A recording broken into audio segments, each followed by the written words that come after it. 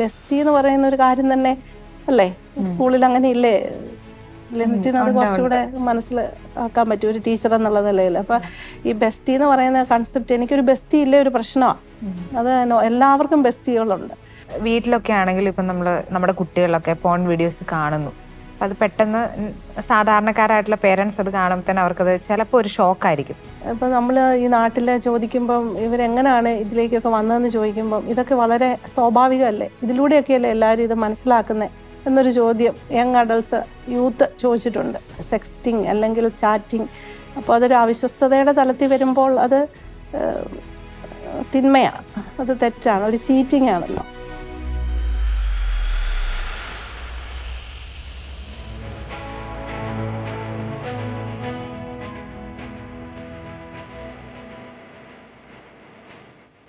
നിങ്ങളുടെ സങ്കല്പത്തിലെ വിശുദ്ധി എന്താണ്?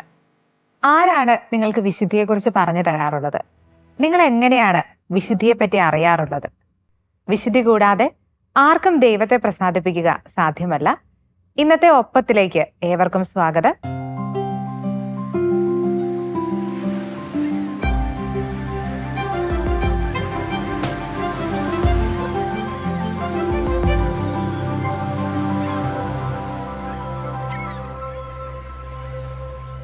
ഗ്രേസ് സിസ്റ്ററെ, വെൽക്കം. താങ്ക് യു സിസ്റ്ററെ. നമ്മൾ ഫോൺ അഡിക്ഷനെ പറ്റിയിട്ടാണ് സംസാരിച്ചുകൊണ്ടിരുന്നത്. അതിൽ തന്നെ കുട്ടികൾ തൊട്ട് യുവജനങ്ങൾ, മുതിർന്നവരെ, അങ്ങനെ എല്ലാവരെയും ബാധിച്ചുകൊണ്ടിരിക്കുന്ന, എല്ലാവരും അഡിക്റ്റഡ് ആയിട്ടുള്ള ഒരു ഫീൽഡ് തന്നെയാണ് പോൺ വീഡിയോസ്. പോൺ വീഡിയോസ് മാത്രമല്ല, ചാറ്റിങ്, സെക്സ്റ്റിങ്, അങ്ങനെ ഇതിൻ്റെ ഒരു ഏരിയ അങ്ങനെ വിപുലമായിക്കൊണ്ടിരിക്കുകയാണ്. സിസ്റ്ററിന് കൗൺസിലിങ്ങിന് സിസ്റ്ററിന്റെ മുമ്പിൽ എത്തുന്ന ഒരുപാട് ക്ലയൻസും ഇത്തരത്തിലുള്ളവരുണ്ടായിട്ടുണ്ടാവും. എങ്ങനെയാണ് സിസ്റ്റർ ഇത്തരത്തിലുള്ള ഇഷ്യൂസിനെയൊക്കെ ഹാൻഡിൽ ചെയ്യുന്നത്? കപ്പിൾസിന്റെ കൗൺസിലിംഗ് സെഷനിൽ സീരിയസ് ആയിട്ടുള്ള പ്രശ്നങ്ങളുമായിട്ട് കപ്പിൾസ് ഈ മേഖലയിലുള്ള പ്രശ്നങ്ങളെ ഫേസ് ചെയ്യുന്നവരെ കണ്ടിട്ടുണ്ട്. അപ്പം അതിൻ്റെ ഒരു റൂട്ട് ആയിട്ട് നമുക്ക് മനസ്സിലാക്കാവുന്നത് യങ് അഡൽട്ട്സ് ആയിരിക്കുമ്പോഴും കൗമാര കാലഘട്ടത്തിലും ഒക്കെ കുട്ടികൾ ഇതിലേക്ക് ഏർലി എക്സ്പോഷർ, കുട്ടികളിൽ അത് 10 വയസ്സിൽ താഴെയുള്ള കുട്ടികളിലും ആ ഏർലി എക്സ്പോഷർ ഉണ്ടാകുന്നുണ്ട്. അത് നമ്മൾ കുട്ടികളെ കൗൺസിലിംഗ് നടത്തുമ്പോൾ മനസ്സിലാവുന്നത് അവരതിലേക്ക് പോകുന്നത് ചിലപ്പോൾ പേരൻറ്റിൻ്റെ ഫോണിൽ നിന്ന് തന്നെയായിരിക്കാം. അപ്പോൾ ആ ചെറിയ പ്രായത്തിൽ അവരത് കാണണ്ടാത്തതായിരിക്കാം കാണുന്നത്, അവർക്കത് ചിലപ്പോൾ ഒന്നും മനസ്സിലായിട്ടും ഉണ്ടാവത്തില്ല. പക്ഷെ പിന്നീട് അവരുടെ ക്യൂരിയോസിറ്റി അവരിൽ, അല്ലെങ്കിൽ ഒരു ടീനേജ് കാലത്ത് അവരിൽ ഉണ്ടാകുന്ന ശരീരത്തിൻ്റെ മാറ്റങ്ങളുടെ സമയത്ത് ഒക്കെ അതിലേക്ക് അവർ പോകുകയും ഒരു ഹെൽത്തി സെക്സ് എഡ്യൂക്കേഷൻ ലഭിക്കാത്ത മേഖലകളിൽ ഒക്കെ അവർ, നമ്മൾ സ്കൂളിലൊക്കെ വിഷയങ്ങൾ പഠിക്കുന്നുണ്ടെങ്കിൽ പോലും ഇപ്പം നമ്മൾ ഈ നാട്ടിൽ ചോദിക്കുമ്പം ഇവരെങ്ങനെയാണ് ഇതിലേക്കൊക്കെ വന്നതെന്ന് ചോദിക്കുമ്പം ഇതൊക്കെ വളരെ സ്വാഭാവികമല്ലേ, ഇതിലൂടെയൊക്കെയല്ലേ എല്ലാവരും ഇത് മനസ്സിലാക്കുന്നത് എന്നൊരു ചോദ്യം യങ് അഡൾട്ട്സ്, യൂത്ത് ചോദിച്ചിട്ടുണ്ട്. ഇതൊക്കെ വളരെ നോർമലായിട്ടുള്ള കാര്യമല്ലേ, ഇതൊക്കെ കാണാത്ത ആരാ ഉള്ളത്? അത് നമ്മളെ അത്ഭുതപ്പെടുത്തുന്ന, കാരണം അതിലൂടെ അല്ല അറിയേണ്ടത്. അപ്പം അതിത്തിരി ഡിസ്റ്റോർട്ടഡ് ആയിട്ടുള്ള, വളച്ചൊടിക്കപ്പെട്ട ഒരു കൺസെപ്ഷൻ അബൌട്ട് സെക്സിനെ കുറിച്ച് ആയി കഴിയുമ്പോൾ അത് വിവാഹ ജീവിതത്തിൽ എക്സ്പെക്ട് ചെയ്യാത്ത, അൺറിയലിസ്റ്റിക് ആയിട്ടുള്ള എക്സ്പെക്ടേഷൻസ് പാർട്ട്ണറിൽ നിന്ന് പ്രതീക്ഷിക്കുന്ന തലത്തിലേക്കൊക്കെ എത്തിക്കും. സെക്സ് എന്ന് പറയാൻ തന്നെ അധികം നാണക്കേടുള്ള ഒരു കൾച്ചറാണെന്ന് തോന്നുന്നു നമ്മുടെ. ഇപ്പോഴൊക്കെ പറയുന്നുണ്ടാവും, എങ്കിൽ പോലും അത് theology of body, John Paul സെക്കൻഡിന്റെ തിയോളജി ഓഫ് ബോഡി, വിശുദ്ധനായ മാർപ്പാപ്പ പഠിപ്പിച്ച, പലരോടും ചോദിച്ചാൽ അതെന്താണെന്ന് അറിയത്തില്ല. അപ്പൊ ശരീരത്തിന്റെ ദൈവശാസ്ത്രം, അല്ലെ ശരീരം എത്ര വിശുദ്ധിയോടെ പവിത്രമായിട്ട് ദൈവം സൃഷ്ടിച്ചതാണ്, അതൊരു വ്യവസായവൽക്കരിക്കേണ്ടതൊന്നല്ല, അല്ലെങ്കിൽ അതൊരു പോൺ ഇൻഡസ്ട്രിയെ നമ്മൾ പ്രോത്സാഹിപ്പിക്കുന്ന രീതിയിലുള്ള വീഡിയോസ് കണ്ടല്ല നമ്മൾ അതിനെക്കുറിച്ച് പഠിക്കേണ്ടത്. അതിൽ നമ്മൾ കാണുമ്പോൾ നമ്മൾ ആ വ്യവസായത്തെ പ്രോത്സാഹിപ്പിക്കുന്നുണ്ട് ഇൻഡയറക്റ്റ് ആയിട്ട്. ഈ ജീവിക്കുന്ന ദൈവത്തിന്റെ ആലയമാണ് അല്ലേ, നമ്മൾ ഓരോരുത്തരും ദൈവാലയങ്ങളാണ്. അപ്പൊ ആ ദൈവത്തിന്റെ ആലയത്തെ വിശുദ്ധിയിൽ നമ്മൾ കാത്തു സൂക്ഷിക്കണം. നമ്മൾ സാധാരണ പോകുന്ന ദേവാലയത്തെ പോലും പരിശുദ്ധിയിൽ കാത്തു സൂക്ഷിക്കാൻ ശ്രദ്ധിക്കുക. നമ്മൾ ഈ ജീവിക്കുന്ന ദൈവത്തിന്റെ ആലയമാണ് നമ്മളപ്പോൾ, ഈ ആലയത്തെ വിശുദ്ധിയിൽ ആണ് നമ്മൾ സൂക്ഷിക്കേണ്ടത്. അങ്ങനെയാണല്ലോ, കണ്ണ് ശരീരത്തിന്റെ വിളക്കാണ്. കണ്ണ് കുറ്റമറ്റതെങ്കിൽ ശരീരം മുഴുവൻ കുറ്റമറ്റതായിരിക്കും. ഇത് ഈശോ പഠിപ്പിച്ചിട്ടുണ്ട്. അപ്പം നമ്മൾ ആ രീതിയിൽ കുഞ്ഞുങ്ങളെ പഠിപ്പിക്കുന്നുണ്ടെങ്കിൽ പോലും വളരെയധികം നോർമലൈസ് ചെയ്ത് ഇങ്ങനെയുള്ള കാര്യങ്ങളെ, അതായത് കുട്ടികളൊക്കെ സ്കൂളിൽ ചെല്ലുമ്പോൾ കൂട്ടുകാരൊക്കെ പറഞ്ഞടാ, ഇത് ഒരു ക്യൂരിയോസിറ്റി ഉണ്ടാക്കും, നീ ഇത് കണ്ടിട്ടുണ്ടോ, കേട്ടിട്ടുണ്ടോ, ഇതറിയാൻ വേണ്ടി ഒരു ജിജ്ഞാസ അവനിൽ ഉളവാക്കും. അങ്ങനെയുള്ള കാര്യങ്ങൾ കുട്ടികളെ കണ്ടിട്ടുണ്ട്. അപ്പോൾ അങ്ങനെയുള്ള കാര്യങ്ങൾ നമ്മളെ എങ്ങനെയാണ് നെഗറ്റീവായിട്ട് ബാധിക്കുന്നതെന്ന് കുഞ്ഞുങ്ങളെ ആ കുഞ്ഞു പ്രായത്തിൽ ഏത് രീതിയിൽ മനസ്സിലാക്കണമെന്ന് നമ്മൾ പഠിപ്പിക്കേണ്ടതുണ്ട്. ഓരോരുത്തരുടെയും ജെൻഡർ എന്താണ്, അതിനെ റെസ്പെക്ട് ചെയ്യാന്, ദൈവം സൃഷ്ടിച്ച ശരീരത്തെ ബഹുമാനിക്കാന്, ആദരവോടെ പെരുമാറാന്, കാണേണ്ടത് കാണാന്, ആ കാണേണ്ട പ്രായത്തിൽ കാണേണ്ടാത്തതിലേക്ക് പോയി കഴിഞ്ഞാലുള്ള ഇമ്പാക്റ്റ് എന്താണ്. ഇപ്പോ ആ മേഖലയിലുള്ള ഒരു പഠനമൊന്നും നമുക്ക് അധികം പഠനങ്ങൾ അതിനുവേണ്ടി നമ്മൾ സമയം സ്പെൻഡ് ചെയ്യുന്നുണ്ടോന്ന് അറിയത്തില്ല കുട്ടികളെ പഠിപ്പിക്കാനായിട്ട്. അപ്പൊ അതിന്ന് കപ്പിൾസിനെ കൗൺസിലിംഗ് നടത്തുമ്പോൾ അത് വിവാഹ ജീവിതത്തെ സാരമായിട്ട് ബാധിക്കുന്നുണ്ട്, കുട്ടികളുടെ വളർത്തലിൽ ബാധിക്കുന്നുണ്ട്. അതിനെ നോർമലൈസ് ചെയ്തിട്ട് ഇതൊക്കെ ഓക്കെയാണ്, ഇതൊന്നും ഒരു കുഴപ്പമുള്ള കാര്യമല്ല, ഇതൊക്കെ എല്ലാവരും ചെയ്യുന്നതൊക്കെ എനിക്കും ചെയ്യാം, എല്ലാവരും ചെയ്യുന്നതാണ് ഇന്ന് ചെയ്യാനായിട്ട് ഓക്കെ ആയിട്ട് പോകുന്നത്. പക്ഷെ എല്ലാവരും ചെയ്യുന്നതാണോ ഞാൻ ചെയ്യേണ്ടത്? ഇപ്പം നമ്മളെ സംബന്ധിച്ച് വചനം അനുസരിച്ച് ജീവിക്കാൻ പറഞ്ഞാൽ ജഡിക താല്പര്യങ്ങളിൽ മുഴുകിയിരിക്കുന്ന മനസ്സ് ദൈവത്തിന്റെ ശത്രുവാണ്. ഇപ്പം വിശുദ്ധിയിൽ ജീവിക്കുക എന്നൊക്കെ പറഞ്ഞു, ഇപ്പൊ വിദേശ രാജ്യങ്ങളിലൊക്കെ നമ്മൾ പറയും ഡേറ്റിംഗ് എന്നൊക്കെ പറയുന്നത്, അല്ലെങ്കിൽ യൂത്തൊക്കെ അങ്ങനെ ഇതെല്ലാം അങ്ങനെയൊന്നും ഒരു മോറൽ ലൈഫ് നല്ലതായിട്ടല്ല ജീവിക്കുന്നത്. പക്ഷെ നമുക്ക് അങ്ങനെ വിശുദ്ധിയിൽ ജീവിക്കുന്നവരുണ്ട്. വിശുദ്ധിയിൽ അവര് പരിശുദ്ധ അമ്മയുടെ ഡെഡിക്കേഷനൊക്കെ നടത്തി, 33 ഡേ ഡെഡിക്കേഷനൊക്കെ നടത്തി വിശുദ്ധിയിൽ വിവാഹ ജീവിതത്തിന് മുമ്പ് ആ പരിശുദ്ധിയിൽ ജീവിക്കാനും വിവാഹത്തിന് ശേഷം ഏറ്റവും വലിയ ആ ഒരു ചാസ്റ്റിറ്റിയെ ഒരു സമ്മാനമായിട്ട് പാർട്ട്ണർ കൊടുക്കാനും ഒക്കെ ശ്രദ്ധിക്കുന്ന ഒരു യുവജനത്തെ നമുക്ക് വിദേശ രാജ്യങ്ങളിലും കാണാൻ പറ്റും. അപ്പൊ നമ്മൾ അതിനൊന്നും ഇന്നൊരു വില കൊടുക്കുന്നില്ലാത്ത ഒരു സംസ്കാരത്തിലേക്ക് പോകുന്നു. അപ്പൊ ആ ഒരു പ്രവണതയുടെ പിന്നില് ഈ മീഡിയയുടെ സ്വാധീനം, അല്ലെങ്കിൽ മൂവീസ്, അല്ലെങ്കിൽ അത് പ്രൊജക്റ്റ് ചെയ്യുന്ന ചില കാര്യങ്ങൾ ഓക്കെയാണ്. ഇപ്പോൾ ഇന്നത്തെ കാലഘട്ടത്തിലെ പേരൻസും കുട്ടികളും ഒന്നിച്ചിരുന്ന് കാണുന്ന മൂവി പോലും ചില കിസ് ചെയ്യുന്ന സീൻസ് ആയിരിക്കാം. അല്ലെ പണ്ടൊക്കെയുള്ള കാലങ്ങളിൽ ഒരു ജെൻ എക്സിന്റെ അല്ലെ നിങ്ങൾ മിലനിയൽസിന്റെ എനിക്ക് അറിഞ്ഞുകൊണ്ട് ജെൻ എക്സിന്റെ ഒക്കെ കാലഘട്ടത്തിൽ അങ്ങനെയുള്ള ഒരു സീൻ വന്നു കഴിഞ്ഞാൽ നമുക്കത് കാണാൻ ചിലപ്പോൾ അത്ര താല്പര്യമില്ല, നമ്മൾ ചിലപ്പോൾ കണ്ണടച്ചിരുന്നിട്ടുണ്ടാവും, അല്ല നമ്മളത് ഓടിച്ചു വിടും പേരൻസ്. പക്ഷെ ഇന്നെന്ന് പറഞ്ഞാൽ അതൊക്കെ ഒരു ഇറ്റ്സ് ഫൈൻ, ഇങ്ങനെ ഓക്കെയാണ്. അല്ലെങ്കിൽ ഉദാഹരണത്തിന് കുട്ടികള് ചില മൂവി സീൻസിലൊക്കെ ഇല്ലേ, മൂവിയില് ചില എന്താ പറയണ്ടേ സീരിയലുകളില് ഒക്കെ ഈ കുട്ടികളെ കുഞ്ഞു പ്രായത്തിലെ അവർക്കൊരു ബെസ്റ്റി ഉണ്ടാവുക. ഇന്ന് ഈ ബെസ്റ്റി എന്ന് പറയുന്ന ഒരു കാര്യം തന്നെ അല്ലേ സ്കൂളിൽ അങ്ങനെ ഇല്ലേ, ലെനിറ്റിന് അത് കുറച്ചുകൂടെ മനസ്സിലാക്കാൻ പറ്റും ഒരു ടീച്ചർ എന്നുള്ള നിലയിൽ. അപ്പൊ ഈ ബെസ്റ്റി എന്ന് പറയുന്ന കൺസെപ്റ്റ്, എനിക്കൊരു ബെസ്റ്റി ഇല്ലേ ഒരു പ്രശ്നമാണ്. അത് എല്ലാവർക്കും ബെസ്റ്റികളുണ്ട്. ഇപ്പം ഈ ബെസ്റ്റി എന്ന് പറയുമ്പോൾ അതെന്താ ഉദ്ദേശിക്കുന്നത്? അത് ഗേൾഫ്രണ്ടോ ബോയ് ഫ്രണ്ടോ ആണല്ലോ, അത് അങ്ങനെ ഒരു ടേം ഉപയോഗിക്കുന്നില്ല. പക്ഷെ അതിലുപരിയായിട്ട് എനിക്കൊരാൾ വേണം, അതൊരു നോർമലായിട്ട് അയക്കുക. അതുപോലെ തന്നെ എന്നെ അത്ഭുതപ്പെടുത്തിയ ഒരു കാര്യം, ഒത്തുകല്യാണത്തിനാണ് നമ്മൾ പ്രൊപ്പോസ് ചെയ്യുക എന്ന് പറയുന്നത്, ഒരാളെ പ്രൊപ്പോസ് ചെയ്യുക. ഇപ്പൊ നമ്മൾ കൗൺസിലിങ്ങിനൊക്കെ ഇരിക്കുമ്പോൾ കുട്ടികൾ പറയുന്നത് ഞാൻ ഇന്നയാളിനെ പ്രൊപ്പോസ് ചെയ്തായിരുന്നു, അത് വളരെ നോർമലായിട്ട് നമ്മളോട് പറയുക. നമ്മൾ ഇതെന്ത് ഈ കുഞ്ഞു പ്രായത്തിലെ കുട്ടിയെ പ്രൊപ്പോസ് ചെയ്തോ, എന്തോ ഈ പ്രൊപ്പോസ് കൊണ്ട് ഉദ്ദേശിക്കുന്നത്? അപ്പോൾ ഇവരുടെ സ്വന്തമായിട്ട് ഒരാളെ സ്വീകരിക്കുക, വേറൊരാളുടെ അല്ലാതെ അങ്ങനെ ആവുന്നതിനാണ് ഈ പ്രൊപ്പോസ് ചെയ്യാന്ന് പറയുന്നത്. അത് വളരെ ചെറിയ ക്ലാസ്സിലെ തൊട്ട് കുട്ടികൾ ഈ പ്രൊപ്പോസ് ചെയ്തു എന്നുള്ള ആ ടേം അവിടുന്ന് കിട്ടി. അഡൽട്സ് വീട്ടുകാരുടെയും അവരവരുടെയും അനുവാദത്തോടെയും സമ്മതത്തോടെയും എല്ലാം ആലോചിച്ച് ചെയ്യുന്ന ഒരു കാര്യമാണ്.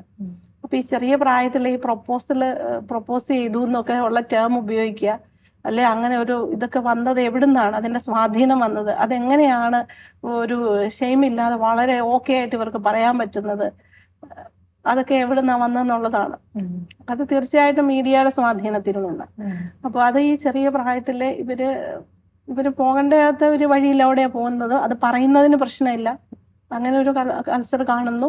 പിന്നെ അതിലുപരിയായിട്ട് ഇപ്പൊ പറഞ്ഞതുപോലെ ഇൻഫിഡലിറ്റി അല്ല സെക്സ്റ്റിങ്, മെസ്സേജിങ്, അതിനെക്കുറിച്ച് പറഞ്ഞു കഴിഞ്ഞാലും അത് കുടുംബജീവിതത്തെ വളരെയധികം തകർക്കുന്ന ഒരു കാര്യമാണ്. ഇമോഷണൽ ഇൻഫിഡലിറ്റി അല്ലെ, ഈ ഇൻഫിഡലിറ്റി എന്നുള്ളൊരു വാക്ക് ഉപയോഗിക്കുമ്പോൾ നമ്മൾ ചിലപ്പോൾ അവിശ്വസ്തത, ഇപ്പൊ അവിശ്വസ്തത ശരീരത്തിന്റെ മേഖലയിൽ മാത്രമല്ലല്ലോ, വൈകാരിക മേഖലകളിലും ഒത്തിരി അവിശ്വസ്തതകളുണ്ട്. ഉദാഹരണത്തിന് വിവാഹ ജീവിതത്തിലുള്ള ഒരു സെക്സ്റ്റിങ് അല്ലെങ്കിൽ ചാറ്റിങ്, അപ്പോൾ അതൊരു അവിശ്വസ്തതയുടെ തലത്തിൽ വരുമ്പോൾ അത് തിന്മയാണ്, അത് തെറ്റാണ്, ഒരു ചീറ്റിംഗ് ആണല്ലോ. സിസ്റ്റർ അതുപോലെ തന്നെ സിസ്റ്റർ റിസർച്ചും സിസ്റ്ററിന്റെ PhD എല്ലാം കപ്പിൾ കൗൺസിലിങ്ങിലാണ്. ശരിക്കും കപ്പിൾസിന് വേണ്ടിയിട്ടുള്ള റിസർച്ചാണ് സിസ്റ്റർ കൂടുതൽ നടത്തിയിട്ടുള്ളത്. അപ്പോൾ സിസ്റ്ററിന് കൂടുതലായിട്ട് അറിയാമായിരിക്കാം ഇപ്പോഴത്തെ പുതിയ ഫാമിലിയിൽ, അതായത് പുതിയ കപ്പിൾസിലൊക്കെ നമ്മൾ നേരത്തെ പറഞ്ഞതുപോലുള്ള ഒരു മീഡിയയുടെ ഇൻഫ്ലുവൻസ് കടന്നു വരുന്നത് മൂലം ഈ വിശ്വാസ്യതയിലൊക്കെ എന്തെങ്കിലും പ്രശ്നങ്ങൾ ഉണ്ടാകുന്നതായിട്ട് സിസ്റ്റർ കണ്ടിട്ടുണ്ടോ? അങ്ങനെ നിരീക്ഷിച്ചിട്ടുണ്ടോ സിസ്റ്റർ? ഇപ്പൊ ഞാൻ ക്ലാസ് എടുക്കുമ്പോൾ വിവാഹോരുക്ക സെമിനാറിന് ചോദിക്കുന്ന ഒരു ക്വസ്റ്റ്യൻ ആണ്, ഈ 10 മണി കഴിഞ്ഞ് ഒരു ബെസ്റ്റിയുടെ ഫോൺ വന്നു, ആ കോൾ അറ്റൻഡ് ചെയ്യുവോ? അപ്പോ കുറച്ചു പേരൊക്കെ ചിലപ്പോ പറയും അറ്റൻഡ് ചെയ്യും. മിക്ക ദിവസവും വിളിച്ചു കഴിഞ്ഞാൽ ഓക്കെ ആണോ? ഓക്കെ ആണ്, ബെസ്റ്റി അല്ലേ, ഫൈൻ. അപ്പൊ നമ്മുടെ ചോദ്യം, നമ്മുടെ ബൗണ്ടറീസ് എവിടെയാണ്? നമ്മുടെ ബൗണ്ടറി എന്ന് പറയുമ്പോൾ നമുക്ക് ടൈമിന് ബൗണ്ടറി ഉണ്ട്, നമ്മുടെ how long you need to talk to someone, അതൊരു ബൗണ്ടറി. എത്ര നേരം ഒരാളോട് സംസാരിക്കണം, എന്ത് സംസാരിക്കണം, ഏത് സമയത്ത് സംസാരിക്കണം എന്നൊക്കെ ഉള്ള ബൗണ്ടറി ഉണ്ട്. അപ്പൊ നമ്മള് ഒരു കൗൺസിലിങ്ങിന്റെ ഒരു എത്തിക്സിന്റെ ഭാഗമാണ്, if you need any help after 6 o'clock you have to call 911. അതായത് ഓരോ സ്ഥലത്ത് നമ്മളുടെ നിയമങ്ങൾ പാലിക്കണം. എത്തിക്സ് അനുസരിച്ച് നമ്മൾ ഇന്ന സമയം കഴിഞ്ഞ് നമ്മൾ നമ്മുടെ കൗൺസിലിങ്ങിനുള്ളവരെ വിളിക്കാറില്ല. അല്ലെങ്കിൽ ഇനി ഒരു ആത്മഹത്യ പ്രവണതയുള്ളവരോട് നമ്മൾ എന്ത് ചെയ്യണമെന്ന് പറഞ്ഞു കൊടുക്കുക, അവരാരെ അറിയിച്ച് ചെയ്യണ്ടേ. നമുക്കതിന് ബൗണ്ടറി ഉണ്ട്. നമ്മുടെ സന്യാസ ജീവിതത്തിൽ ബൗണ്ടറികളുണ്ട്. 6:30 പ്രയർ, നൈറ്റ് പ്രയർ കഴിഞ്ഞിട്ട് നമുക്ക് സംസാരിക്കാൻ അനുവാദമില്ല. നമ്മൾ പ്രാർത്ഥിച്ച് പിറ്റേ ദിവസത്തെ ദിവ്യബലി വരെ നമ്മൾ മൗനം പാലിക്കണമെന്നുണ്ട്. അതുപോലെ തന്നെ വിവാഹ ജീവിതത്തിൽ ഈ ബൗണ്ടറി എങ്ങനെ? വിവാഹ ജീവിതത്തിന് ശേഷം അപ്പൊ നമ്മൾ ഒന്നിച്ചുള്ള ആ ഒരു സമയത്ത് ബെസ്റ്റ് വിളിച്ചാൽ, അല്ലെ പഴയ സൗഹൃദത്തിലുള്ളവര് ഒരു സമയം കഴിഞ്ഞ് വിളിച്ചാൽ ഞാൻ ആ കോൾ അറ്റൻഡ് ചെയ്യേണ്ടതുണ്ടോ? ഞാനത് എത്ര നേരം അറ്റൻഡ് ചെയ്യണം? ഇതൊക്കെ ഒരു കപ്പിൾസിന്റെ റിലേഷൻഷിപ്പിനെ, അവരുടെ ഇന്റിമസി ഡെവലപ്പ് ചെയ്ത് വരുന്നതിനെയൊക്കെ ബാധിക്കുന്ന കാര്യങ്ങളാണ്. അപ്പൊ അങ്ങനെയുള്ള കാര്യങ്ങളൊക്കെ വലിയൊരു ഇമ്പോർട്ടൻസ് കൊടുക്കാത്ത ഒരു സാഹചര്യം ഒക്കെ കാണുമ്പോൾ അത് കുടുംബ ജീവിതത്തെ, പ്രത്യേകിച്ച് ദാമ്പത്യ ജീവിതത്തെ സാരമായി ബാധിക്കുന്ന പ്രശ്നങ്ങളായിട്ട് കാണുന്നു. അതുപോലെ തന്നെ ലിനറ്റ് പറഞ്ഞ പോണോഗ്രഫിയുടെ ഉപയോഗം, ഈ കോവിഡ് കാലത്ത് പോൺഹബിൽ കയറി ഇന്ത്യക്കാരുടെ എണ്ണം ഒത്തിരി വർധനമുണ്ടായിരുന്നു. അപ്പോൾ ഇതൊക്കെ നമ്മളോട് പറയുന്നത്, നമ്മുടെ സ്റ്റാറ്റിസ്റ്റിക്സ് എല്ലാത്തിൻ്റെയും വെളിച്ചത്തിൽ നമുക്ക് മനസ്സിലാക്കാൻ പറ്റുന്നത്, ഇതിന്റെ എല്ലാ റൂട്ട് കോസ്, നമ്മളെല്ലാ അഡിക്ഷന്റെയും പിന്നിൽ പറഞ്ഞതുപോലെ നമ്മുടെ അറ്റാച്ച്മെന്റിലെ പരുക്കുകൾ, അത് സയന്റിസ്റ്റുകൾ പറയുന്നത് ലോൺലിനെസ്സും അറ്റാച്ച്മെന്റ് ഇഞ്ചുറികളും എല്ലാം ഇതിലേക്ക് ലീഡ് ചെയ്യുന്നതാകാം. അറ്റാച്ച്മെന്റിലെ പരുക്കുകൾ എന്ന് പറയുമ്പോൾ സെക്യൂർ ആയിട്ടുള്ള ഒരു അറ്റാച്ച്മെന്റ് കെയർ ഗിവേഴ്സിനോട് കുഞ്ഞു പ്രായത്തിലോട്ട് നമുക്കുണ്ടോ? അല്ലെങ്കിൽ നമുക്ക് നമ്മുടെ ഒരു ടീനേജ് കഴിഞ്ഞുള്ള പ്രായത്തിലേക്ക്, ടീനേജ് കാലഘട്ടത്തിലും പിന്നീട് അങ്ങോട്ടും പോകുമ്പോൾ നമുക്ക് ആ ഒരു ഇമോഷണൽ ബോണ്ട്, അറ്റാച്ച്മെന്റ് ആരോടേലും വേണം. അപ്പോൾ ഏറ്റവും സേഫ് ആയിട്ടൊക്കെ പോകാൻ പറ്റുന്ന ഇതിലേക്ക് ഒരു എക്സ്പോഷർ കിട്ടിയ ആൾക്ക് ഇതിലേക്ക് പോവുക. അപ്പൊ ശരീരത്തിന്റെ പ്രത്യേകതകളും ആ കാലഘട്ടത്തിലുണ്ടല്ലോ, കൗമാര കാലഘട്ടത്തിൽ മറ്റൊരു ഓപ്പോസിറ്റ് സെക്സിനോട് സ്വാഭാവികമായിട്ട് തോന്നുന്ന ആകർഷണം. അപ്പൊ അതിലേക്കെല്ലാം ഒരു എയർലി എക്സ്പോഷർ കിട്ടിയ ഒരാൾക്ക് ഈ ലെവലിൽ പോകുമ്പോൾ അതിന് കോൺസിക്വൻസ് ഇല്ല. ഇപ്പൊ ഒരു റിയൽ ആളിനോട് സംസാരിക്കുമ്പോൾ, പെരുമാറുമ്പോൾ അവിടുന്ന് വരുന്നതൊക്കെ ഞാൻ ആ കോൺഫ്ലിക്റ്റിനെ ഹാൻഡിൽ ചെയ്യേണ്ടതുണ്ട്. ഇവിടെയാണെങ്കിൽ അങ്ങനെയില്ല. പിന്നെ നമ്മുടെ ഒരു ഫാന്റസി ഉണ്ടല്ലോ, ഒരു ഫാന്റസിയിലാണ് നമ്മൾ ഇതൊക്കെ, ഒരു ഇമേജ് ക്രിയേറ്റ് ചെയ്യപ്പെടുന്നുണ്ട്. അപ്പൊ അത് റിപ്പീറ്റഡ് ആയിട്ട് ചെയ്യുമ്പോൾ അത് പിന്നെ ജീവിതത്തെയും സമയത്തെയും റിലേഷൻഷിപ്പിനെയും ഒക്കെ ബാധിക്കുക. പിന്നെ ഈ ഒരു ബിഹേവിയറിലൂടെ പോകുന്നവര് ആ ബിഹേവിയർ ശരീരത്തിലുണ്ടാക്കുന്ന മറ്റു ബിഹേവിയറിലേക്ക് പോകുക, അത് കുടുംബജീവിതത്തെ ബാധിക്കും. അപ്പൊ പിന്നെ അവരുടെ ആ ഒരു മാരിറ്റൽ ലൈഫില് ഒരു ദൈവികമായ സെക്ഷുവൽ ലൈഫിനെയും പ്രോബ്ലമാറ്റിക് ആക്കും. അപ്പൊ അങ്ങനെ വരുമ്പോൾ അവര് തമ്മിൽ കോൺഫ്ലിക്റ്റ് ഉണ്ടാവുക, അത് കുഞ്ഞുങ്ങളെയും ബാധിക്കുമല്ലോ. കപ്പിൾസിന്റെ അല്ലെ ഭാര്യയും ഭർത്താവിന്റെയും ഒരു വഴക്ക്, കോൺഫ്ലിക്റ്റ്, അത് കുഞ്ഞുങ്ങളെ തീർച്ചയായിട്ടും ബാധിക്കും. എല്ലാ അഡിക്ഷനും അവനവനെ ഹെൽത്തി ആക്കുന്നില്ല, റിലേഷൻഷിപ്പിനെ ഹെൽത്തി ആക്കുന്നില്ല, കുട്ടികളെ, തലമുറകളെ ഹെൽത്തി ആക്കുന്നില്ല. അതുപോലെ സിസ്റ്റർ, ഇപ്പം സിസ്റ്റർ ഒരുപാട് സ്ഥലത്ത് ക്ലാസ് എടുക്കാൻ പോകുന്നതാണ്, സ്കൂളിലും കോളേജിലും ഒക്കെ. അപ്പൊ കുട്ടികളുടെ ഇടയിൽ എല്ലാവർക്കും അറിയാവുന്ന കാര്യമാണ്, സെക്സ് എഡ്യൂക്കേഷൻ എന്ന് പറയുന്നത് വളരെ ഇമ്പോർട്ടൻ്റ് ആണ്. ഗവൺമെന്റിന്റെ ഭാഗത്തു നിന്ന് അതിനുള്ള എല്ലാ സപ്പോർട്ടും ഉണ്ട്. എങ്കിലും ഒരു പരിധിക്ക് അപ്പുറത്തേക്ക് ടീച്ചേഴ്സ് ആണെങ്കിലും ഇതിനൊരു ഇമ്പോർട്ടൻസ് കൊടുത്തു വരുന്നതേ ഉള്ളൂ. അപ്പൊ as A resource person, councillor, sister എങ്ങനെയാണ് സെക്സ് എഡ്യൂക്കേഷൻ സ്കൂളുകളിൽ എന്നൊരു ടോപ്പിക്കിനെ കാണുന്നത്? തീർച്ചയായിട്ടും സെക്സ് എഡ്യൂക്കേഷൻ നമ്മൾ കുട്ടികളിൽ അതൊരു നാണിക്കേണ്ട ഒരു കാര്യമല്ലല്ലോ. അത് ദൈവം ഒരു മനുഷ്യന് കൊടുത്ത ഒരു വലിയ ദാനമാണ്, ഒരു പ്രൊക്രിയേഷന് വേണ്ടി കൊടുത്ത ഒരു വലിയ മഹാദാനം. അതിനെ നമ്മൾ ബഹുമാനത്തോടെ, ഇപ്പൊ ഒരു സ്ത്രീയെ ബഹുമാനത്തോടെ കാണാൻ ഒരു ആൺകുട്ടിയെ പഠിപ്പിക്കുന്നത് വളരെ ഇമ്പോർട്ടൻ്റ് ആണെന്ന് എനിക്ക് തോന്നിയിട്ടുണ്ട്. ഇപ്പൊ നമ്മുടെ ഈ കൾച്ചറിൽ ഒരു സമയം കഴിഞ്ഞ് നമുക്ക് പെൺകുട്ടികൾക്ക് അല്ലെ സ്ത്രീകൾക്ക് യാത്ര ചെയ്യാനോ സഞ്ചരിക്കാനോ ഒക്കെ ഒരു ഭയമുള്ള ഒരു കൾച്ചറായിരുന്നു. പക്ഷെ വിദേശത്തെ കൾച്ചറിൽ ഒരു 12 മണി വരെ ലൈബ്രറി ഇരുന്ന് നമ്മുടെ വർക്ക് ചെയ്തിട്ട് നമ്മൾ പുറത്തിറങ്ങി മഠത്തിലേക്ക് നമുക്ക് ഭയമില്ല. അപ്പൊ നമ്മളെ ആരും അവിടെ തുറച്ചു നോക്കുന്നവരില്ല, നമ്മളെ അങ്ങനെ ഒരു രീതിയിൽ കാണുന്നവരല്ല, ഉപദ്രവിക്കാൻ പുറകെ വരുന്നവരില്ല. അപ്പോൾ ആ മേഖലയിൽ നമ്മുടെ പരസ്പര ബഹുമാനം, ജെൻഡർ വ്യത്യാസമില്ലാതെ പരസ്പരം ബഹുമാനിക്കുക. അപ്പൊ അത് ഈ നമ്മൾ കാണുന്നതാണ് ശരീരത്തിനപ്പുറം മനസ്സും ആത്മാവും ഉള്ള ഒരു വ്യക്തി കൂടെയാണ്. അപ്പോൾ നമ്മൾ ഈ കാണുന്ന കാഴ്ചകൾ തന്നെ നമ്മുടെ ചിന്തകളെ വികലമാക്കുന്നുണ്ടല്ലോ. അപ്പോൾ ഈ സെക്സ് എഡ്യൂക്കേഷനിൽ നമുക്ക് ഇങ്ങനെയുള്ള കാര്യങ്ങൾ കുഞ്ഞുങ്ങളെ ചെറുപ്പകാലത്തെ പഠിപ്പിക്കാൻ പറ്റും, റിപ്പോർട്ട് ചെയ്യിപ്പിക്കാൻ പറ്റും. ഒരാൾ ഇങ്ങനെയുള്ള ഒരു കാര്യം അയച്ചു കൊടുത്തു, അല്ലെങ്കിൽ അപ്പന്റെ ഫോൺ എടുത്ത് നോക്കുന്ന ഒരു കുഞ്ഞിന്, അപ്പൻ അഡൽട്ടാണ്, അപ്പൊ അങ്ങനെയുള്ളതൊക്കെ ബ്ലോക്ക് ചെയ്ത് കുഞ്ഞുങ്ങൾക്ക് ആക്സസ് ചെയ്യാൻ പറ്റാത്ത രീതിയിലാക്കുക. അപ്പന്റെ വാട്സപ്പിൽ വരുന്ന എല്ലാം കുഞ്ഞു കാണേണ്ട കാര്യമില്ല, അല്ലെ കുട്ടികൾ അല്ലെ ടീനേജർ ആയിട്ടുള്ള ആൾ കാണേണ്ട കാര്യം. അപ്പൊ അങ്ങനെയുള്ള കാര്യങ്ങളിൽ പേരൻസിനും എഡ്യൂക്കേറ്റ് ചെയ്യണം. പേരൻസ് എങ്ങനെയാണ് കുട്ടികളെ ഈ മേഖലയിൽ സംരക്ഷിക്കേണ്ടത്, അവരെ അതിലേക്ക് ലീഡ് ചെയ്യാതിരിക്കാൻ തക്കവിധം ഒരു സംരക്ഷണം വേണമല്ലോ. അതിലേക്ക് എങ്ങനെയാണ് സംരക്ഷിക്കേണ്ടത്, അല്ലെ അങ്ങനെയുള്ള കാര്യങ്ങൾ വന്ന പിള്ളേർ എവിടെയാണ്, ആരോടാണ് റിപ്പോർട്ട് ചെയ്യേണ്ടത്, അങ്ങനെയുള്ളത് എങ്ങനെ തടയണം. കാരണം ഈ മേഖലയിൽ വൈകല്യങ്ങളുള്ള ആൾക്കാരുണ്ടല്ലോ.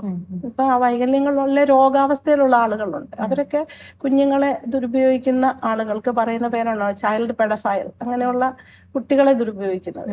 അപ്പൊ അങ്ങനെയുള്ള ഒരാള് അങ്ങനെ ചെയ്തെങ്കിൽ അതൊരു രോഗിയാണ് അങ്ങനെ ചെയ്യാൻ പോകുന്നത്. അപ്പൊ അതിന് ഈ കുഞ്ഞിനെ പ്രൊട്ടക്ട് ചെയ്യേണ്ട കടമ രക്ഷാകർത്താക്കൾ കൊണ്ട്, മുതിർന്നവർ കൊണ്ട്, ഏതൊരു അഡൽറ്റിനും ഉണ്ട്. അതുപോലെ തന്നെ സിസ്റ്റർ, ഈ ചാറ്റിങ്ങിലേക്കൊക്കെ വരുവാണെങ്കിൽ നമുക്ക് കണ്ടിട്ട് പോലും ഇല്ലാത്ത ആളുകളുമായിട്ടായിരിക്കും നമ്മൾ ഈ ചാറ്റിങ്ങിലൂടെ കണക്റ്റഡ് ആവുന്നതും ചാറ്റ് ചെയ്തുകൊണ്ടിരിക്കുന്നത്. ആളുകൾക്കൊരു ഫോൺ വിളിച്ച് സംസാരിക്കുന്നതിനേക്കാളും ഇന്ന് കുറച്ചുകൂടെ ഇൻട്രസ്റ്റിംഗ് ആയിട്ടുള്ളത് ചാറ്റിംഗ് ആണ്. അപ്പൊ അതിനെ പറ്റിയിട്ടൊന്ന് സംസാരിക്കാവോ സിസ്റ്റർ? സെക്സ്റ്റിങ് അല്ലെങ്കിൽ ചാറ്റിങ് ഇപ്പൊ നമ്മൾ പലപ്പോഴും കൗമാരക്കാരുടെ ഇടയിലും അല്ലെങ്കിൽ യൂത്തിന്റെ ഇടയിലൊക്കെ കാണുന്ന ഒരു കാര്യമാണ് അല്ലേ. വളരെ സ്പീഡിൽ ടെക്സ്റ്റ് ചെയ്യുന്നു. ആ ഒരു ഇമോഷണൽ കണക്ഷൻ അവർ മെയിൻറ്റെയിൻ ചെയ്യുന്നത് ആ രീതിയിലാണ്. ആ ഒരു ഇമോഷണൽ കണക്ഷൻ ഇന്ന് കൂടുതലും എല്ലാവരും ബിസി ആയതുകൊണ്ടാണോ എന്നറിയത്തില്ല. ഇപ്പൊ ആ ഒരു മീഡിയം ഉള്ളത് കൊണ്ട് ആ ഒരു പ്ലാറ്റ്ഫോമിലൂടെ ചാറ്റ് ചെയ്യാനാണ് ഏറ്റവും എളുപ്പം. പക്ഷെ പലപ്പോഴും പലരും ചെന്നപ്പെടുന്നത് അൺഹെൽത്തി ആയിട്ടുള്ള കണക്ഷനിലാണ്. അത് അങ്ങനെ മനസ്സിലാക്കേണ്ടി വന്നിട്ടുണ്ട്. ഇപ്പൊ നമ്മുടെ ഒരു അൺമെറ്റ് ഇമോഷണൽ നീഡുള്ള ഒരാള് നമുക്ക് ആ സ്നേഹം ബഹുമാനം കിട്ടാത്തടത്ത് അത് ആദ്യം തുടക്കത്തിൽ എതിർ സൈഡിൽ നിന്ന് അത് കാണിക്കുമായിരിക്കാം. പക്ഷെ ഇവഞ്ച്വലി അത് ഡിസപ്പിയറും ആകാം. പക്ഷെ എന്നാ അപ്പത്തേനും അത് ആ റിലേഷൻഷിപ്പ് അഗ്ലി ആകുമല്ലോ ഏതെങ്കിലും ഇത്. ഇപ്പൊ ഞാൻ ഉദാഹരണത്തിന് എനിക്ക് അധികം സ്നേഹം കിട്ടിയിട്ടില്ല, കരുതൽ കിട്ടിയിട്ടില്ല, അംഗീകാരം കിട്ടിയിട്ടില്ല. അപ്പൊ എൻ്റെ ഒരു കൗമാരകാലത്ത് ഞാനൊരു സ്ട്രേഞ്ചറുമായിട്ട്, ആ സ്ട്രേഞ്ചർ എനിക്ക് തരുന്നത് എന്നെ കരുതുന്നു, എന്നെ ഇതുവരെ ആരും പറയാത്തതുപോലെ നമ്മളോട് സംസാരിക്കുമ്പോൾ ആ കുട്ടി അതിൽ വീഴുക, ആ ഒരാളിന്റെ ആ ഒരു സ്നേഹത്തില് ആ കുട്ടി വീഴുന്നുണ്ട്.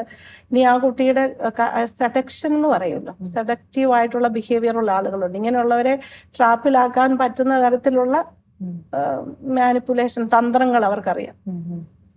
അപ്പൊ അങ്ങനെയുള്ള വ്യക്തികളുടെ തന്ത്രങ്ങളിൽ വീഴുന്ന അനേകം കുട്ടികളുണ്ട് ഈ കൗമാര കാലഘട്ടത്തിൽ. അപ്പൊ അവർക്ക് വീട്ടില് സ്നേഹം കിട്ടാത്തവരായിരിക്കാം, അംഗീകാരം കിട്ടാത്തവരായിരിക്കാം, ഒന്ന് തുറന്നു പറയാൻ ആരും ഇല്ലാത്തവരായിരിക്കാം. അപ്പൊ അങ്ങനെയുള്ളവരെ ശരിക്കും മനസ്സിലാക്കാൻ പറ്റും എതിർ സൈഡിലുള്ളവരെ. ഈ സെഡക്റ്റീവ് ബിഹേവിയർ എങ്ങനെയാണ് കാണിക്കുന്നതെന്ന് വിചാരിച്ചു കഴിഞ്ഞാൽ അവരെ മനസ്സിലാക്കി, അവരുടെ കുറവുകൾ മനസ്സിലാക്കി ആ മേഖലയിൽ വേണ്ടത് കൊടുക്കാൻ ശ്രമിച്ചോണ്ടാ. അത് സ്ഥിരമായിട്ട് കൊടുക്കുന്നൊന്നുമല്ല, അതൊരു തന്ത്രമാണ്. ആ ഒരു ഇപ്പൊ ദിശയിലുള്ള ആളും എതിർവശത്തുള്ള ആളും ഏതെങ്കിലും ഒരു കാര്യം ഫുൾഫിൽ ചെയ്യാൻ വേണ്ടിയിട്ടായിരിക്കുമല്ലോ ഇരയെ തേടുന്നത്. അപ്പൊ ആ ഒരു കെണിയിൽ നമ്മൾ ചെന്ന് പെടുന്നതിന്റെ ഒരു പ്രധാന കാരണം ഈ വൈകാരിക രീതിയിൽ, അതാണല്ലോ ഈ ടെക്സ്റ്റിങ്ങിലൊക്കെ നടക്കുന്നത്, അല്ലെ സെക്സ്റ്റിങ്ങിൽ നടക്കുന്നത്. ആ ഒരു കാര്യങ്ങളെല്ലാം കമ്മ്യൂണിക്കേറ്റ് ചെയ്യുന്ന കാര്യങ്ങളെല്ലാം മനസ്സിലാക്കിയെടുക്കുന്നു, ചോദ്യങ്ങൾ ചോദിക്കുന്ന എല്ലാം ടെക്സ്റ്റുമായിട്ടാ. ചിലപ്പോ എതിർവശത്തിരിക്കുന്ന ആൾക്ക് ഇപ്പൊ ഒരു ബിലോ 21 അല്ലെ 18 ആയിട്ടുള്ള കുട്ടിക്ക് അറിയത്തില്ലായിരിക്കാം അതൊരു ഇതിൻ്റെ അകത്തൊരു തന്ത്രമുണ്ട്, അല്ലെ ഒരു പ്രശ്നമുണ്ട്. ചിലപ്പോൾ ഒരു 50 വയസ്സുള്ള ആളായിരിക്കാം 20 വയസ്സുണ്ടെന്ന് പറയും. അങ്ങനെയുള്ള കെണികൾ ധാരാളം ഇന്ന് കുട്ടികൾ പോയി പെടുന്നുണ്ട്. ദൂരെ ഇരിക്കുന്നവരുമായിട്ട് ആളാരാന്ന് കാണുന്നില്ല, പക്ഷെ ആ വൈകാരികമായിട്ടുള്ള ആ ആശ്വാസം അവർക്ക് ഇമ്പോർട്ടൻ്റ് ആകുന്നതുകൊണ്ടാണല്ലോ അവരതിൽ പോയി വീഴുന്നത്. അപ്പൊ അത് എന്തുകൊണ്ടാണ് അങ്ങനെ തേടി പോകുന്നത്? അപ്പൊ നമുക്ക് എവിടെയോ ഇവിടെ മിസ്സാവുന്നുണ്ട്, എവിടെയോ അത് മിസ്സായിട്ടുണ്ട്. ആ മിസ്സായത് ആരാണ് കൊടുക്കേണ്ടത്? അപ്പം തീർച്ചയായിട്ടും നമ്മൾ പേരൻസിന്റെ അഭാവത്തിലാണെങ്കിൽ അവരെ കെയർ ചെയ്യുന്നവര്, വല്യപ്പനും വല്യമ്മയാകാം, ഇന്ന് പല പേരൻസും വിദേശത്തൊക്കെയാണ്. പക്ഷെ നമ്മൾ കുട്ടികളോട് സംസാരിക്കാനുള്ള സമയം, അവരെ അംഗീകരിക്കാനോ വാലിഡേറ്റ് ചെയ്യാനോ ഒക്കെ ഉള്ള സമയം, അതെല്ലാം പ്രധാനപ്പെട്ടതാണ് ഈ മേഖലയിൽ. പിന്നെ ലിനറ്റിനോട് മുമ്പേ ചോദിച്ച ഒരു കപ്പിൾസിന്റെ കാര്യത്തിൽ, ഇന്ന് കപ്പിൾസിന്റെ ഇടയിൽ വേറൊരു പ്രധാനപ്പെട്ട മേഖല ഇതിനോട് ചേർത്ത് പറയാവുന്നതായതുകൊണ്ട് പറയാം. അതായത് നമ്മുടെ സെക്ഷുവൽ ഓറിയന്റേഷനെ കുറിച്ചുള്ള ഒരു തിരിച്ചറിവ് വളരെ ഇമ്പോർട്ടൻ്റ് ആണെന്ന് തോന്നുന്നു. അതായത് ചെറിയ പ്രായത്തിൽ തൊട്ടേ നമ്മൾ വളർന്നു വരുമ്പോൾ നമ്മളുടെ സെക്ഷുവൽ ഓറിയന്റേഷൻ, അതായത് ഹെട്രോസെക്ഷുവൽ ഓറിയന്റേഷൻ ആണോ, ഇന്ന് അതൊരു ഡിബേറ്റിന്റെ ഒക്കെ വിഷയമാണ്. എങ്ങനെയാണ് ഓറിയന്റേഷന്റെ മേഖലയിൽ ഒരു ഇത് വളരെയധികം ചിന്തിക്കേണ്ട ഒരു വിഷയമാണ് വിവാഹിതരുടെ ഇടയിൽ. അപ്പോൾ ഹെട്രോസെക്ഷൽ എന്ന് പറഞ്ഞാൽ പുരുഷന് സ്ത്രീയോട്, സ്ത്രീക്ക് പുരുഷനോടും തോന്നുന്ന ഓറിയന്റേഷൻ, ആ സെക്ഷുവൽ ഓറിയന്റേഷൻ. ഹോമോസെക്ഷൽ പുരുഷന് പുരുഷനോട്, സ്ത്രീക്ക് സ്ത്രീയോട്, അല്ലെങ്കിൽ ബൈസെക്ഷൽ രണ്ട് ജെൻഡറിനോടും. അപ്പോൾ പലരും വിവാഹത്തിന് ശേഷമാണ് മനസ്സിലാക്കുന്നത് ഹോമോസെക്ഷൽ ഓറിയന്റേഷൻ ആണ്. അപ്പോൾ അവരുടെ സെക്ഷൽ റിലേഷൻഷിപ്പിനെ അത് സാരമായിട്ട് ബാധിക്കുന്നു. പിന്നെയാണ് മനസ്സിലാക്കുന്നത്. ഷോക്കിംഗ് ആണ്. അപ്പം അങ്ങനെയുള്ള കേസുകൾ ധാരാളം കാണുന്നുണ്ട്. അപ്പോൾ അങ്ങനെയുള്ള ഓറിയന്റേഷൻ ഉള്ള ഒരാൾക്ക് സഭ പഠിപ്പിക്കുന്നത് ചേസ്റ്റായിട്ട് ജീവിക്കണമെന്ന്, വിവാഹിതരാവണ്ടെന്നാണ് സഭയുടെ പഠിപ്പിക്കൽ. അങ്ങനെ അവർക്ക് വിവാഹിതരായി കഴിഞ്ഞാൽ നമ്മൾ മറ്റൊരാളെയും കൂടെ അത് ഒരു ചീറ്റ് ചെയ്യുന്നതിന് തുല്യ. ഇന്നത്തെ കാലഘട്ടത്തിൽ നമ്മുടെ സമൂഹത്തെ കാണിക്കാൻ വേണ്ടിയിട്ടും കൂടെ കല്യാണം കഴിക്കേണ്ടതുണ്ട്. നമുക്ക് നമ്മുടെ ഓറിയന്റേഷൻ ഇതായതുകൊണ്ട് ഞാൻ കല്യാണം കഴിക്കുന്നില്ലെന്ന് നമുക്ക് ആരോട് പറയാൻ പറ്റും? അപ്പൊ വീട്ടുകാർ നിർബന്ധിക്കുന്നു, അവൻ കെട്ടിയേ പറ്റൂ, കല്യാണം കഴിച്ചേ പറ്റൂ. അപ്പോൾ നിർബന്ധിക്കപ്പെടുന്നു, കല്യാണം കഴിക്കുന്നു. പക്ഷെ കല്യാണം കഴിച്ചു കഴിഞ്ഞിട്ട് പിന്നീടാണ് ഈ പ്രശ്നങ്ങളൊക്കെ വേഴ്സ് ആകുമ്പോഴായിരിക്കാം ആരെയെങ്കിലും സമീപിക്കുന്നത്. ഒരുപക്ഷെ ധ്യാന കേന്ദ്രങ്ങളിലായിരിക്കും വരുന്നത്, അല്ലെങ്കിൽ ചിലർ കൗൺസിലിങ്ങിനായിരിക്കാം വരുന്നത്. അപൂർവം പേരാ കൗൺസിലിങ്ങിന് ഇപ്പോഴും വരുന്നത്. കാരണം ഏറ്റവും എളുപ്പം നമുക്ക് പോകുന്നത് ധ്യാന സെന്ററുകളിൽ പോകാനാണ്. കാരണം എല്ലാവരും പോകുന്നു അങ്ങനെ. പക്ഷെ കൗൺസിലിങ്ങിന് വരുന്ന ഇപ്പോഴും ഒരു സ്റ്റിഗ്മയായിട്ടിരിക്കുന്നത് കൊണ്ടും, എന്തോ എനിക്ക് മാരകമായ മെന്റൽ ഹെൽത്ത് ഇഷ്യൂ ഉള്ളത് മറ്റുള്ളവർ വിചാരിക്കും, അല്ലെ എനിക്ക് എന്തോ കുഴപ്പമുണ്ടെന്ന് വിചാരിക്കും എന്നുള്ളത് കൊണ്ടും കൗൺസിലിങ്ങിന് പോകുന്നതിനേക്കാൾ അക്സെപ്റ്റബിൾ ആയിട്ട് മനുഷ്യർക്ക് പറ്റുന്നത് അങ്ങനെയാണ്. നമ്മൾ പഠിക്കുന്നു, ഉന്നത വിദ്യാഭ്യാസം നേടുന്നു, ആ ജോലിയിൽ പ്രാവീണ്യം നേടുന്നു. പക്ഷെ നമ്മളെ കുറിച്ചുള്ള അറിവ് നമുക്ക് ലിമിറ്റഡാണ് പലപ്പോഴും.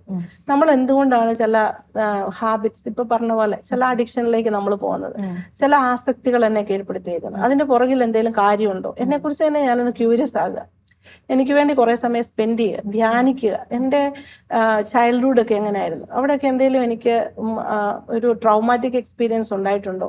എനിക്ക് ഹീലിംഗ് വേണ്ടത് ഏതെല്ലാം മേഖലയിൽ? അതിന്റെ ഇപ്പൊ ഞാൻ കാണിക്കുന്ന ചില അഡിക്റ്റീവ് ബിഹേവിയേഴ്സിന്റെ റൂട്ട് കോസ് എന്തായിരിക്കും? അതൊക്കെയാണല്ലോ നമ്മളെ ഹെൽപ്പ് സീക്ക് ചെയ്യാനായിട്ട്. അല്ല, നമുക്ക് പിന്നെ വിശുദ്ധ കുർബാനയുടെ മുമ്പിൽ ഇരുന്ന് ഈശോയോടൊന്ന് പറയാനായിട്ട് നമ്മളെ ഒന്ന് പ്രേരിപ്പിക്കുന്ന കാര്യം, ഈശോ ഞാൻ ഈ ഒരു മേഖലയിൽ വാട്ട്സ് ഹാപ്പനിങ്, എന്നെ എന്താ സംഭവിക്കുന്നത്, ഒന്ന് പറഞ്ഞു തരാമോ? ഇതൊക്കെ നമ്മളെ എളിമപ്പെടുത്തി അവിടെ നിന്ന് ഇരിക്കാനും, അല്ലെ അപ്പൊ അവിടെ ഇരിക്കുമ്പോഴായിരിക്കും ഈശോ തോന്നിപ്പിക്കുന്നത്, അല്ലെ നമ്മളെ ഒരാളെ പരിചയപ്പെടുത്തുന്നത്, ഒരാളെ ഒരു കൗൺസിലിങ്ങിന് ഒരാളെ കാണിച്ചു തരുന്നതൊക്കെ. അപ്പൊ അങ്ങനെ നമ്മളെ കുറിച്ചുള്ള ഒരു അറിവ് വളരെ ഇമ്പോർട്ടന്റ് അല്ലേ ഈ കാലഘട്ടത്തിൽ? സിസ്റ്ററെ, ഇപ്പൊ നമ്മള് വീട്ടിലൊക്കെ ആണെങ്കിൽ ഇപ്പൊ നമ്മുടെ കുട്ടികളൊക്കെ പോൺ വീഡിയോസ് കാണുന്നു. അപ്പൊ അത് പെട്ടെന്ന് സാധാരണക്കാരായിട്ടുള്ള പേരൻസ് അത് കാണുമ്പോൾ തന്നെ അവർക്കത് ചിലപ്പോൾ ഒരു ഷോക്കായിരിക്കും. അപ്പൊ അങ്ങനെയുള്ള സിറ്റുവേഷൻസിനെയൊക്കെ ഹാൻഡിൽ ചെയ്യാൻ മുതിർന്നവർക്ക് ചിലപ്പോൾ പെട്ടെന്ന് പറ്റിയെന്നുണ്ടാവില്ല. അപ്പൊ അതിനെ എങ്ങനെയായിരിക്കും നന്നായിട്ട് അതിനെ എങ്ങനെയാ ഹാൻഡിൽ ചെയ്യാൻ പറ്റുക? നമ്മുടെ പേരൻസിന് ഇതെങ്ങനെയാ മനസ്സിലാക്കേണ്ടതെന്ന് വെച്ച് കഴിഞ്ഞാല്, പേരൻസിന് ചിലപ്പോൾ ചില ക്ലൂസ് കിട്ടും. അതായത് കുട്ടി കുറെ സമയം ഒളിച്ച് ഉള്ള ചില കാര്യങ്ങൾ, ചിലപ്പോൾ കൂടുതൽ സമയം മുറി അടച്ചിട്ടിരിക്കുക, ഇറങ്ങി വരുന്നില്ല, വിളിച്ചിട്ട് വരുന്നില്ല, റെസ്പോണ്ട് ചെയ്യുന്നുണ്ടാവും, പക്ഷെ അല്ലെങ്കിൽ പുതപ്പിനടിയിൽ കയറിയിരിക്കുന്നു, അല്ലെ ബാത്റൂമിൽ സമയം സ്പെൻഡ് ചെയ്യുന്നു. അപ്പൊ ഇങ്ങനെയൊക്കെ ഉള്ളപ്പോൾ അവൻ എന്തോ ഒന്ന് ഒളിച്ചു വെക്കുന്നുണ്ട്. അത് ഒരു കൗമാരം അല്ലെ യൂത്തിലേക്കൊക്കെ കടക്കുന്ന കുട്ടികൾ അങ്ങനെ ചെയ്യുമ്പോൾ പേരൻസിന് മനസ്സിലാക്കാൻ പറ്റും. ബാക്കി അങ്ങനെയുള്ള ഒരു സാഹചര്യത്തിൽ പേരൻസിന് ഒരു നല്ല ബന്ധം ഉണ്ടെങ്കിലാണ് ഇത് സാധിക്കുന്നത്. കുട്ടിയോട് സംസാരിക്കാൻ പറ്റും. ഇനി കുട്ടി അത് തുറന്ന് പറയുവാണെങ്കിൽ, അല്ലെ അത് പേരൻസിനെ തുറന്ന് പറയാതെ മനസ്സിലായെങ്കിൽ, അല്ലെ ആ ഫോൺ എടുത്ത് പരിശോധിച്ചപ്പോൾ അത് പിടികിട്ടിയെങ്കിൽ, ഈ കുട്ടിയോട് ഷൗട്ട് ചെയ്യാതെയും അപമാനിക്കാതെയും നീ ഇതിലൊക്കെ എങ്ങനെയാ പോയത് ഭയങ്കര ഒരു പ്രശ്നമാക്കാതെ കുട്ടിയോട് കാമായിട്ടൊന്ന് സംസാരിച്ച്, മോനെ ക്യൂരിയോസിറ്റി കൊണ്ടാണോ ഇതിലേക്ക് പോയത്, എങ്ങനെയാണ് ഇതിലേക്കൊക്കെ വന്ന്, ആരെങ്കിലും അയച്ചു തന്നതാണോ, ഇങ്ങനെ കൂടുതൽ മനസ്സിലാക്കാനായിട്ട് ശ്രമിക്കുക.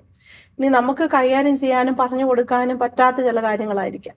നമ്മൾ കൗൺസിലിങ്ങിന് ഡെഫിനറ്റ്ലി കൗൺസിലിങ്ങിന് വിടണം. എക്സ്പേർട്ട് ഹെൽപ്പ് കൊടുക്കണം കുട്ടിക്ക്. അത് കൊടുക്കാതിരിക്കരുത്. അതൊരു നാണക്കേടായിട്ട് കരുതി കഴിഞ്ഞാൽ അത് കുട്ടിയെ ഹാംഫുൾ ആക്കുക ചെയ്യുന്നത്. അവൻ്റെ ഭാവി ജീവിതത്തെയും റിലേഷൻഷിപ്പിനെ എല്ലാം ബാധിക്കുന്ന തരത്തിലാകും. അതുകൊണ്ട് ഡെഫിനറ്റ്ലി അതിന് ആ സഹായം കൃത്യസമയത്ത് കൊടുക്കണമെന്നുള്ളതാണ്. അത് നമ്മൾ ഷെയിം ആവേണ്ട കാര്യമില്ല. ചിലപ്പോൾ എൻ്റെ കുട്ടി ഇങ്ങനെയൊക്കെ ചെയ്യുന്നെന്നുള്ളത് പേരൻസിനായിരിക്കും ഷെയിം ആവേണ്ടത്. അത് ഷെയിം ആവേണ്ടതല്ല. അവൻ്റെ ആ നാച്ചുറൽ ഡെവലപ്മെൻറ്റിൻ്റെ കാലഘട്ടത്തുണ്ടാകുന്ന ക്യൂരിയോസിറ്റി, ചിലപ്പോൾ അത് അറിവില്ലായ്മ കൊണ്ട് പോകുന്നത് മറ്റുള്ളവരുടെ പ്രേരണ കൊണ്ടൊക്കെ ഉണ്ടാവുന്നതായിരിക്കുമല്ലോ.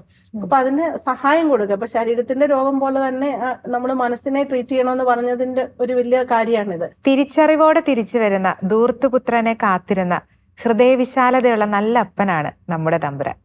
ഹൃദയവിശാലതയോടെ നമ്മെ കാത്തിരിക്കുന്ന, നമുക്ക് എന്തും പറയാൻ കഴിയുന്ന, നമുക്ക് നമ്മളെപ്പറ്റി തന്നെ സെൽഫ് അവെയർനെസ് പറഞ്ഞു തരാൻ കഴിയുന്ന നല്ല അപ്പൻ തന്നെയാണ് നമ്മുടെ തമ്പുരാൻ. ഒപ്പത്തിൽ മറ്റു വിഷയവുമായി അടുത്ത എപ്പിസോഡിൽ കാണാം. Thank you.